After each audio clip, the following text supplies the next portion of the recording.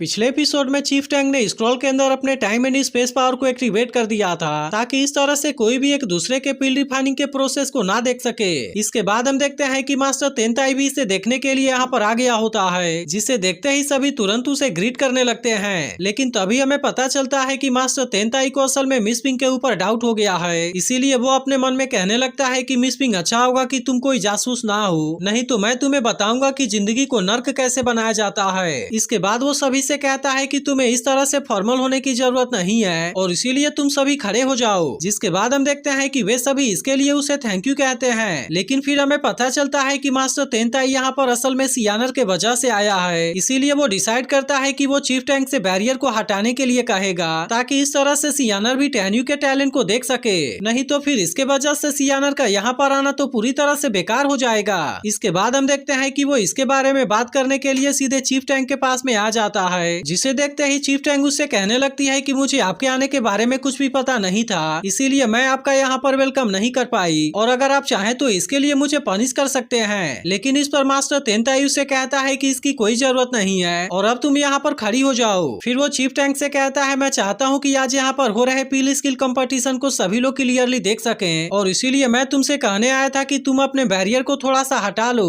जिसके बाद हम देखते हैं कि चीफ टैंक भी इसकी बात मानकर अपने बैरियर को हटा देती है और अब इसीलिए सभी लोग इनको साफ तरीके से देख पा रहे होते हैं। वहीं दूसरी तरफ हम देखते हैं कि टेन्यू भी अपने निर्वाणा होली फायर को एक्टिवेट कर लेता है, लेकिन अब इसे देखते ही मिस पिंग पूरी तरह से हैरान हो गई थी और फिर वो याद करने लगती है कि मैंने तो आधे महीने पहले इसे अपने मास्टर को दिया था, लेकिन यह चीज अब टेन्यू के हाथ में कैसे आ गई है। अब इसके बारे में सोचकर मिस पिंग की हैरानी और भी ज्यादा बढ़ जाती है और फिर उसे डाउट होने लगता है कि कहीं टेन्यू ही तो उसका टीचर नहीं है। फिर वो याद करने लगती है एक बार उसके टीचर ने उसे कहा था कि 3 मेजर सेक्ट के पिल कंपटीशन में उसका स्टूडेंट पहले नंबर पर आएगा, जिसके बाद टेन्यू सच में उसमें पहले नंबर पर आ गया था। लेकिन इस बार भी फिर से टेन्यू ने मेरे जगह पर एल्डर के पिल कंपटीशन में पार्टिसिपेट किया, जिसके बारे में सोचकर वो कहने लगती है कि आखिरकार ऐसा कैसे हो सकता है। फिर वो सोचने लगती है कि मैं तो अपने मास्टर से बहुत पहले से प्यार करती हूँ, लेकिन आखिरकार वो इंसान टेन्यू कैसे हो सकता है। इसके बाद हम देखते हैं कि वो इसके बारे में पता लगाने के लिए सीधे चिंग फेंग के पास में आ जाती है, जहाँ पर मिस पिंग को देखते ही चिंग फेंग भी उससे कहता है कि आप अचानक से यहाँ पर क्यों आ गई, क्योंकि आज तो होली गेट पील डिवीजन में पील स्किल कंपटीशन चल रहा है। लेकिन मिस पिंग उससे पूछती है कि आज से 6 साल पहले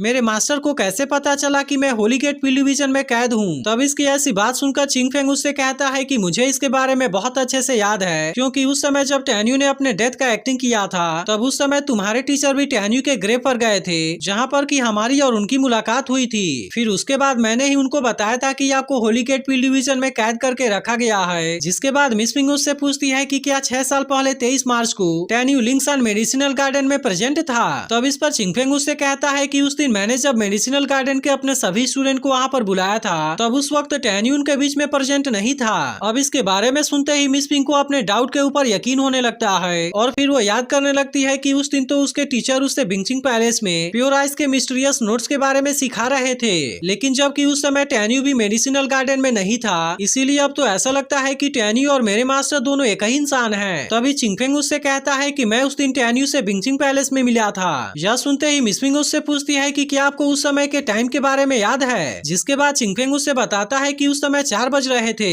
तब इसके बारे में जानकर मिस पिंग कहती है कि उस दिन मैं बिंगचिंग पैलेस से 4 बजे गई थी। जिसके बाद चिंगफेंग उससे पूछने लगता है कि आप इतनी परेशान क्यों हैं और कहीं ऐसा तो नहीं कि टेन्यू ने आपको फिर से किसी परेशानी में डाल दिया। लेकिन इस पर मिस पिंग उससे कहती है कि नहीं, ऐसी कोई बात नहीं है और फिर वो उस टाइम के बारे में याद करने लगती है जब उसने अपने टीचर से पूछा था कि क्या मैं अब पहले से ज्यादा सुंदर दिख रही हूँ, जिसके बारे में सुनकर उसके मास्टर ने भी उससे हाँ कहा था। इसके बाद मिस पिंग चिंगफेंग से कहने लगती है कि मैं कुछ पुरानी चीजों के बारे में याद करने लगी थी, लेकिन असल में टेन्यू तो बहुत ही काइंड है और उसने कभी भी मुझे किसी प्रॉब्लम में नहीं डाला। अब इतनी बात कहने के बाद वो उससे कहती है कि मैं होली गेट पील डिवीजन में चल रहे कंपटीशन को देखने के लिए जा रही हूँ, लेकिन आप टेन्यू से इसके बारे में मत बताना कि मैं इसके बारे में पूछने के लिए यहाँ पर आई थी। तब इसके बारे में सुनकर चिंगफेंग इसकी बात मानने के लिए रेडी हो जाता है और फिर मिस पिंग यहाँ से वापस चली जाती है। लेकिन इसके बाद हम देखते हैं कि वो अपने मास्टर के बारे में याद करके काफी इमोशनल हो गई होती है और फिर वो कहने लगती है कि मैं तो जिससे प्यार कर रही थी वो असल में मेरा ही स्टूडेंट है और इसके अलावा उसकी तो पहले से ही एक फियांसी भी है। अब इस तरह से हम देखते हैं कि इसके बारे में सोचकर वो काफी उदास हो गई थी और फिर इसके बाद वो कंपटीशन वाले जगह पर वापस आ जाती है। वहीं दूसरी तरफ हम देखते हैं कि टेन्यू अभी स्क्रॉल के अंदर कल्टीवेशन प्रैक्टिस कर रहा होता है, जिसे देखते ही सभी बात करने लगते हैं कि टेन्यू आखिर वहाँ पर ऐसा क्यों कर रहा है, जबकि उसके पास में तो पिल को रिफाइन करने के लिए ज्यादा टाइम भी नहीं बचा है। इसके अलावा बाकी स्टूडेंट कहने लगते हैं कि उसे वहाँ पर पिल को रिफाइन करने के लिए भेजा गया था, लेकिन असल में वह तो ऐसा करने के बजाय वहाँ पर कल्टीवेशन प्रैक्टिस कर रहा है और आखिरकार वो ऐसा करके साबित क्या करना चाहता है। लेकिन तभी इसी वक्त हम देखते हैं कि मिस पिंग भी यहाँ पर वापस आ जाती है, जिसे देखते ही सभी आपस में बात करने लगते हैं कि आखिरकार वो कहाँ पर गई थी, क्योंकि इस समय तो कोई भी चीज इस कंपटीशन से ज्यादा जरूरी नहीं है। तभी मिस पिंग टेन्यू को देख कहने लगती है कि अगर वह सच में मेरा टीचर है तो फिर ऐसा करने के पीछे उसका कोई ना कोई रीजन जरूर होगा।